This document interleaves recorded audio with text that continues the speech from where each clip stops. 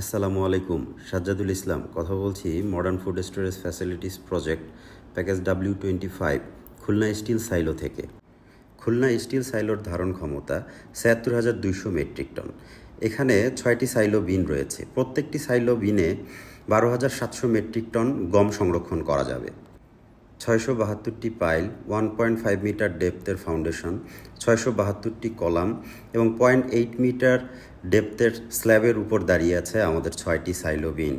এখন সাইলো বিনের অভ্যন্তরে mechanical equipment ইনস্টলেশনের কাজ চলমান রয়েছে। ইতিমধ্যে আমরা ২০০ মিটার জায়গা জুড়ে পার্মানেন্ট শীট পাইলের মাধ্যমে শোর প্রোটেকশনের কাজ সম্পূর্ণ করেছি, যেটিতে পাইলের কাজ সফলভাবে সম্পূর্ণ করে যেটির ডেক বিম এবং স্ল্যাবের কাজও প্রায় সম্পূর্ণ হওয়ার পথে রয়েছে। গার্ড পাইলের কাজ চলমান রয়েছে। খুবই শীঘ্রই আমরা এক্সেস ব্রিজের কাজও শুরু করতে পারব।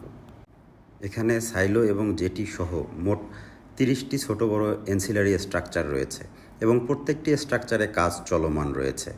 ক্লিনিং টাওয়ার এবং ট্রাক ব্যাগিং অ্যান্ড লোডিং হাউসে সিভিল ওয়ার্কসের কাজ সম্পূর্ণ হয়েছে। স্টিল ইরেকশন এবং মেকানিক্যাল ইকুইপমেন্ট ইনস্টলেশনের কাজ একই সাথে চলমান রয়েছে।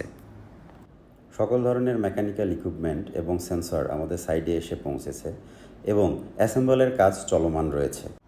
বাল্ক ট্রাক ওয়াগন রিসিভিং এবং ওয়াগন ব্যাগিং অ্যান্ড লোডিং হাউসে সিভিল ওয়ার্কসের কাজ চলমান রয়েছে। খুবই শীঘ্রই এখানে স্টিল ইরেকশন এবং মেকানিক্যাল ইকুইপমেন্ট ইনস্টলেশনের কাজও শুরু করা হবে।